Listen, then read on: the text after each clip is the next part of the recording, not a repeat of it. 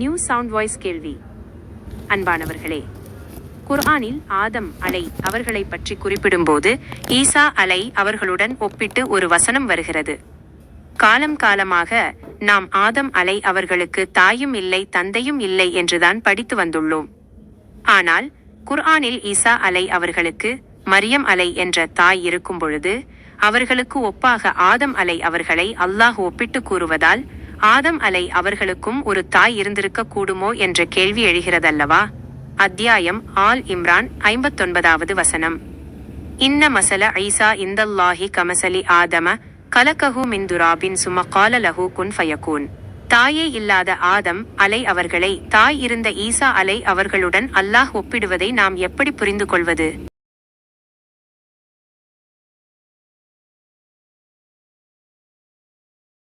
New sound voice பதில் நீங்கள் கேட்பது. இந்த கேள்விக்கான பதில் இதோ. அன்பானவர்களே, குர்ஆனின் ஒப்பீடுகளை மிக நுணுக்கமாகவும் தர்க்கரீதியாகவும் ஆராய்ந்து இந்த உன்னதமான வினாவை எழுப்பியுள்ளீர்கள். நீங்கள் குறிப்பிட்ட அந்த ஒப்பீட்டு வசனம் குர்ஆனின் 3வது அத்தியாயமான அத்தியாயம் ஆல் இம்ரான் 59வது வசனத்தில் இடம்பெற்றுள்ளது.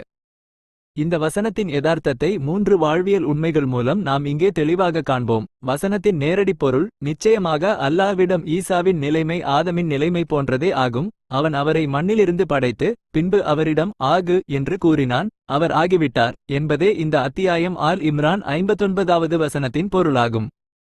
ஒப்பீட்டின் உண்மையான நோக்கம் படைப்பின் யதார்த்தம். அல்லாஹ் இந்த வசனத்தில் ஆதம் அலை அவர்களையும் ஈசா அலை அவர்களையும் ஒப்பிடுவது தாய் இருந்தாரா இல்லையா என்பதற்காக அல்ல. மாறாக மனிதர்கள் தந்தையின்றி பிறந்த ஈசா அலை அவர்களை கடவுளின் மகன் என்று தவறாக கருதியதால் படைப்பின் ஆற்றலை விளக்குவதற்காகவே இந்த ஒப்பீடு நிகழ்த்தப்பட்டது. தந்தை இன்றி ஒருவர் பிறப்பது ஆச்சரியம் என்றால், தாயும் தந்தையும் இன்றி மண்ணிலிருந்து ஆதம் அலை அவர்கள் படைக்கப்பட்டது அதைவிட பெரிய ஆச்சரியம் அல்லவா? இதை உணர்த்துவதே இறைவனின் நோக்கமாகும்.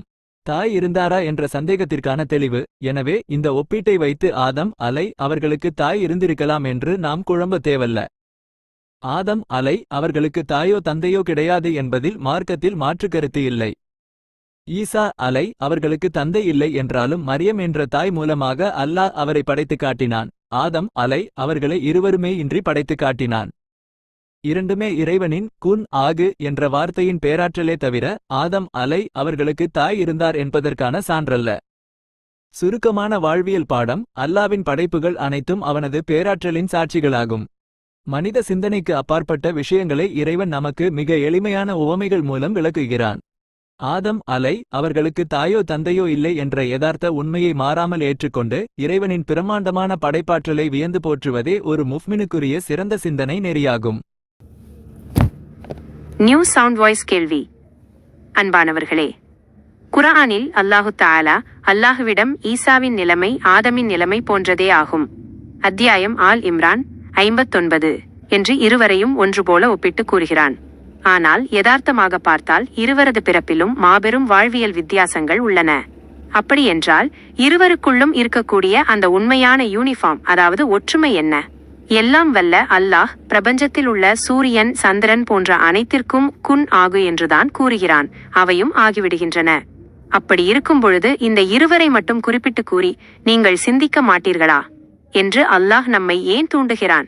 கடலின் நீரை விடவும் உலக மரங்களை எல்லாம் பேனாக்களாக மாற்றினாலும் எழுதி முடிக்க முடியாத அளவிற்கு ஆழமான குர்ஆனின் இந்த யதார்த்த ஒப்பிட்டு ரகசியத்தை நாம் நியூ சவுண்ட் வாய்ஸ் அதாவது இந்த கேள்விக்கான பதில் இதோ. அன்பானவர்களே, குர்ஆனின் வசனங்களை மிக ஆழமாகவும் தர்க்கரீதியாகவும் சிந்தித்து இந்த உன்னதமான வினாவை எழுப்பியுள்ளீர்கள்.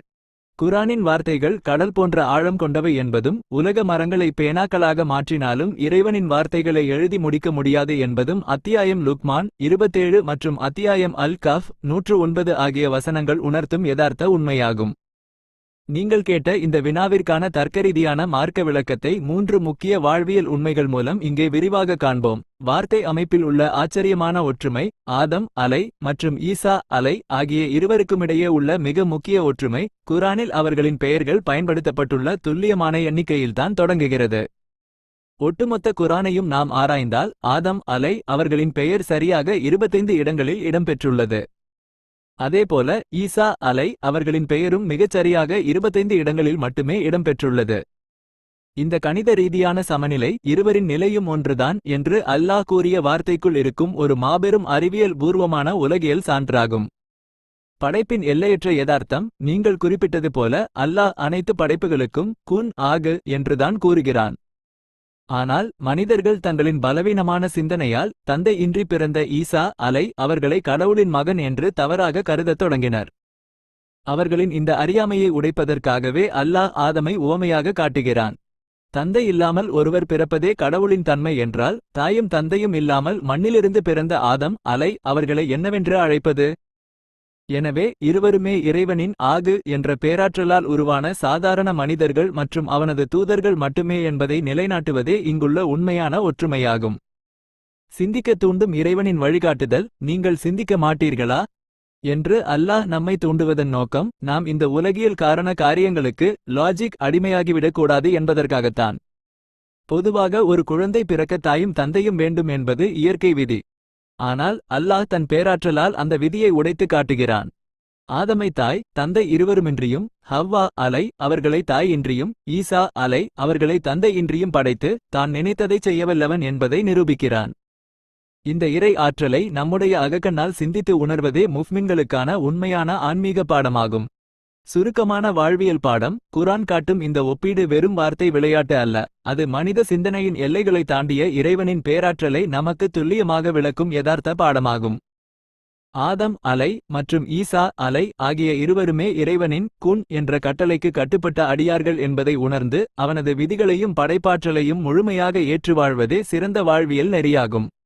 அன்பானவர்களே, குர்ஆனில் ஆதம் ஈசா ஆகிய இரு பெயர்களும் சமமாக 25 முறைகள் வருகின்றன என்பதை ஒரு சுவாரஸ்யமான எண்ணியல் தகவலாக நாம் சிந்திக்கலாமே தவிர அதையே முதன்மை ஆதாரமாக நாம் எடுத்துக்கொள்ளக்கூடாது. ஏனெனில் அல்லாஹ் ஒருவன் என்பதை உலகமே ஏற்கும் அதே வேளையில் அவனது எதிரியான ஷைத்தானையும் அல்லாஹ் ஒருவன் தனிநபர் என்றுதானே குறிப்பிடுகிறான். அதற்காக அவர்கள் இருவரையும் நாம் சமப்படுத்த முடியுமா? எனவே வெறும் வார்த்தை எண்ணிக்கையை தாண்டி குன் ஆகு என்ற வார்த்தை பிரபஞ்சத்தின் அனைத்துக்கும் பொதுவானதாக இருக்கும் பொழுது இந்த இருவரை மட்டும் அல்லாஹ் ஏன் குறிப்பிட்டு காட்டி நம்மை சிந்திக்க தூண்டுகிறான்? இந்த ஒப்பீட்டின் பின்னால் இருக்கும் இன்னும் ஆழமான அந்த நுணுக்கம் என்ன என்பதை மார்க்க யதார்த்தத்தின் ஒளியில் விளக்குங்கள். சவுண்ட் வாய்ஸ், அதாவது இந்த கேள்விக்கான பதில் இதோ. அன்பானவர்களே, குர்ஆன் வசனங்களை மேலோட்டமான எண்களுக்குள் மட்டும் சுருக்கிவிடாமல் மிக தர்க்கரீதியாகவும் ஆழமான மார்க்க விழிப்புணர்வோடும் இந்த உன்னதமான வினாவை எழுப்பியுள்ளீர்கள். நீங்கள் குறிப்பிட்டது போல வெறும் எண்ணிக்கையோ அல்லது சொல்லாடல் ஒற்றுமையோ மட்டுமே ஒரு விஷயத்திற்கு முழுமையான ஆதாரமாகிவிட முடியாது. அத்தியாயம் ஆல் இம்ரான் 59வது வசனத்தில் ஆதம் மற்றும் ஈசா ஆகிய இருவரையும் அல்லாஹ் குறிப்பிட்டு காட்டுவதன் உண்மையான நுணுக்கத்தையும் யதார்த்தத்தையும் 3 முக்கிய வாழ்வியல் உண்மைகள் மூலம் இங்கே விரிவாக காண்போம். எண்ணிக்கையை தாண்டிய தர்க்க யதார்த்தம். நீங்கள் மிகச் சரியாக குறிப்பிட்டது போல வெறும் 25 முறை வருகிறது என்ற சொல்லாடல் ஒப்புமையை மட்டுமே நாம் முதன்மை ஆதாரமாக வைக்கக்கூடாது.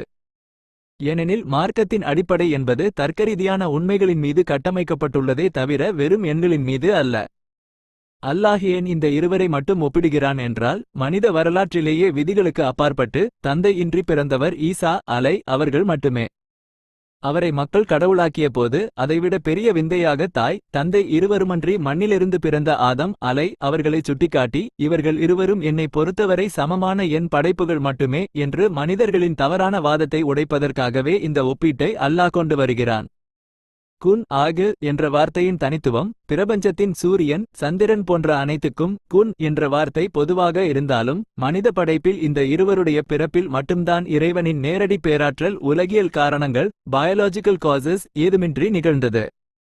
மற்ற மனிதர்கள் அனைவரும் ஒரு தாய் தந்தையின் சேர்க்கை என்ற உலகியல் விதிப்படி பிறக்கிறார்கள். ஆனால் இந்த இருவர் விஷயத்தில் மட்டும் எந்த உலகியல் காரணமும் இன்றி இறைவனின் குன் என்ற நேரடி வார்த்தை மட்டுமே காரணமாக அமைந்தது. இந்த தனித்துவமான ஒற்றுமையின் காரணமாகவே அல்லாஹ் இவர்களை பிரத்யேகமாக ஒப்பிட்டு பேசுகிறான். சிந்தனைக்கான இறைவனின் அழைப்பு, நீங்கள் சிந்திக்க மாட்டீர்களா என்று அல்லாஹ் நம்மை தூண்டுவது மனிதர்களாகிய நாம் உருவ வழிபாட்டிலோ அல்லது மனிதர்களை கடவுளாக்கும் அறியாமையிலோ வீழ்ந்துவிடக்கூடாது என்பதற்காகத்தான். ஈசா அவர்களுக்கு இழைக்கப்பட்ட அதே அநீதி ஆதம் அவர்களுக்கு இழைக்கப்படவில்லை. எனவே இருவருமே இறைவனின் கட்டளைக்கு கட்டுப்பட்ட சாதாரண மனித படைப்புகள் என்பதை நிலைநிறுத்தி படைத்தவனை மட்டுமே வணங்க வேண்டும் என்ற தூய ஏகத்துவ சிந்தனையை நாம் ஆழ்மனதில் விதைப்பதே இந்த வசனத்தின் உண்மையான மார்க்க யதார்த்தமாகும். சுருக்கமான வாழ்வியல் பாடம்: குரானின் வசனங்கள் வெறும் எண்களாலோ அல்லது சொல்லாடல் ஒற்றுமைகளாலோ மட்டும் உருவானவை அல்ல. அவை ஒவ்வொன்றிற்கு பின்னாலும் மனித குல நேர்வழிக்கான மாபெரும் தர்க்கரீதியான உண்மைகள் ஒளிந்துள்ளன. ஆதம் அலை மற்றும் ஈசா அலை ஆகிய இருவருமே இறைவனின் பேராற்றலை உணர்த்தும் சான்றுகள் என்பதை விளங்கி, படைப்புகளை தவிர்த்து படைத்தவனை மட்டும் வணங்குவதே உண்மையான ஆன்மீக நெறியாகும்.